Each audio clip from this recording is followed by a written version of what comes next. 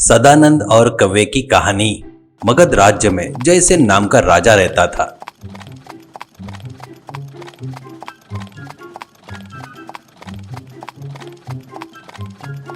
राज्य के पास में एक छोटे से घर में सदानंद नाम का युवक अपने पिता के साथ रहता था। बहुत समय पहले ही उसके पिता की आंखें की रोशनी पूरी तरीके से चली गई थी और वो अंधे हो गए थे। तब से सदानंद अपने पिता की देखभाल कर रहा था।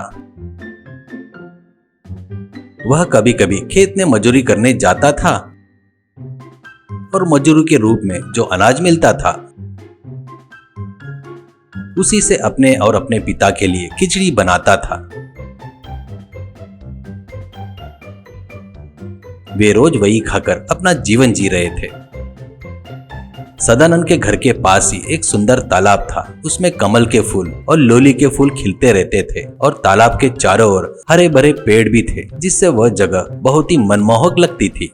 कभी कभी महारानी वहां पर आती थी, इस प्रकृति सौंदर्य को देखती थी और आनंदित होती थी और फिर अपने महल में लौट जाती थी। उस क्षेत्र के पेड़ों में एक नींबू का पेड़ भी था। कभी कभी सदानंद पेड़ पर चढ़कर नींबू तोड़ता था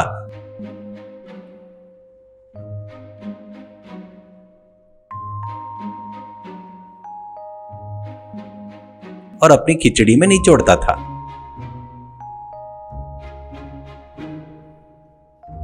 सदानंद हमेशा अपने पिता की देखभाल में व्यस्त रहता था, इसलिए उसका कोई भी दोस्त नहीं था। हर दिन अपने पिताजी को खिचड़ी खिलाने के बाद सदानंद भी खुद खाने के लिए बाहर एक छोटी सी दीवार पर बैठ जाता था। उसी समय कौवे का झुंड काव काव करते हुए वहां पर आते थे। सदानंद को उन पर तरस आता था कि बेचारे कितने भूखे होंगे। वो अपनी आधी खिचड़ी उन्हें दे देता था।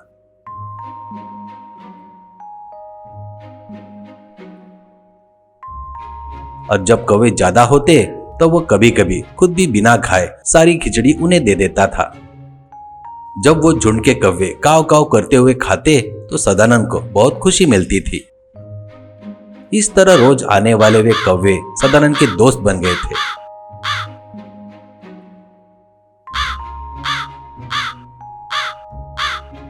कभी कभी वो उनसे अपने सुख दुख की बातें करता था और शांतता प्राप्त करता था। एक दिन सदानंद नींबू तोड़ने के लिए नींबू के पेड़ पर चढ़ा। ऊपर से तालाब की सुंदरता दिख रही थी। तभी उसे कुछ शोर सुनाई दिया। उसने देखा कि महारानी सहेली के साथ आई है और तालाब की सुंदरता देखकर आनंदित हो रही थी और कह रही थी, अरे वाह, कितना सुंदर जगह है। पास ही में सुरक्षा कर्मी पहरा दे रहे थे ताकि कोई उस क्षेत्र में न आ पाए। तभी महारानी ने अपनी सहेली संध्या से पूछा, क्या रे संध्या, तुमने वो सबसे बड़ा कमल का फूल देखा? कितना सुंदर है ना? ऐसा कहते ही संध्या ने कहा, जी महारानी, मैं तालाब में उतरकर उसे तोड़ के लाऊं क्या? कहती है तो रानी, जो फूल मुझे पसंद है वो मैं खुद तोड़ूंगी, तुम बीच में क्यों पड़ रही हो? यह कहकर महारानी अपने हाथ के सोने को उतारकर पास के एक चट्टान पर रखकर तालाब में उतर गई।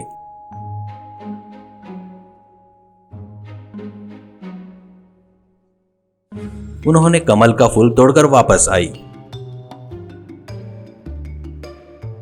जब वह कंगन पहनने के लिए चट्टान की ओर देखने लगी तो केवल एक ही मिला।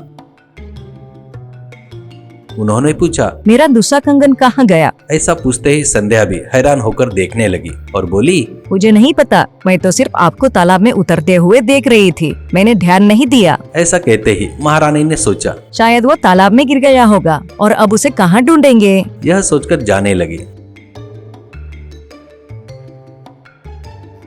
तभी सदानंद पेड़ से नीचे उतरा, आया और बोला, माताजी, आपका कंगन तालाब में नहीं गिरा, उस संध्या ने लिया है और अपने कपड़ों में छुपा लिया है। यह कहते ही संध्या गुस्से में चिल्लाई, महारानी को देखकर तुम पेड़ पर छिपे हुए थे और शायद तुम उन्हें नुकसान पहुंचाने आए थे। ऐसा कहकर उसने जोर से रक्षकों को बुलाया। सदानंद ने कहा, माताजी, मैं सच कह रहा हूँ, मुझे पिताजी की कसम।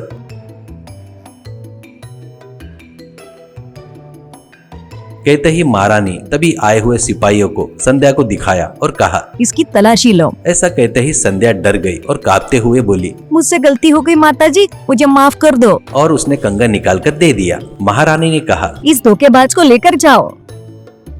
अगले 2 दिन से सदानंद ने कुछ नहीं खाया था और दुखी होकर उस छोटी दीवार के पास बैठा था। तभी काव काव करते हुए कौवे का झुंड आया और चारों ओर घूमने लगे।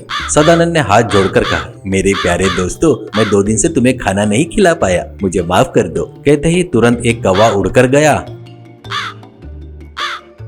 और अपनी चोंच में एक चमकदार बड़े हीरे की अंगूठी लेकर आया और सदानंद के गोद में डाल दी। सदानंद ने देखा और बोला, अरे ये तो महाराज की अंगूठी है। ऐसा कहकर वो उसे लेकर तुरंत महल की ओर भागा और बोला कि उसे राजा से मिलना है। तभी वहां से गुजर रहे राजा के दरबारी न्यायाधीश ने अंगूठी छीन लिया और कहा, क्या तुमने ही चोरी की है? और सीधे सदानंद को महाराज के पास ले गया। न्यायाधीश ने महाराज से कहा, महाराज, ये रहा वो आदमी जिसने आपकी अंगूठी चुराई है। ऐसा कहकर अंगूठी राजा को दे दी। वही मौजूदा रानी ने सदानंद को देखा और कहा, इसे मैंने कहीं देखा है। कहते ही न्यायाधीश ने कहा, महाराज, ये बहुत बड़ा चोर है, मैंने बहुत मुश्किल से इसे पकड़ा है। और कहा, महाराज, आपने घोषणा की थी ना, चोर को पकड़ेगा उसे 25,000 सोने के सिक्के मिलेंगे, वह पुरस्कार मुझे दीजिए। ऐसा कहते ही महाराज ने जब सोने के सिक्के की थैली न्यायाधीश को देने की कोशिश की तो महारानी ने कहा, रुकिए महाराज, यह युवक चोर नहीं है। इसने मेरी चोरी हुई कंगन संध्या चोर से बरामद करवाया था। यह झूठ नहीं बोल सकता। ये युवक आपके पुरस्कार का हकदार है। इस निर्दोष को दोषी बताकर पुरस्कार हड़पने वाला ये न्यायाधीश ही असल दोषी है। ऐसा कहते ही महाराज ने कहा, जो न्याय नहीं कर सकता वही झूठ बोलता है, इसे न्यायाधीश रहने का कोई अधिकार नहीं है। और उन्होंने कहा, यह नेक युवक ही न्यायाधीश बनने के योग्य है। कहकर फिर उन्होंने सदानंद से कहा, आज से तुम ही न्यायाधीश हो। ऐसा कहने के बाद सदानंद ने राजा और रानी के पैर को छूकर प्रणाम किया और उनका शुक्रिया अदा किया।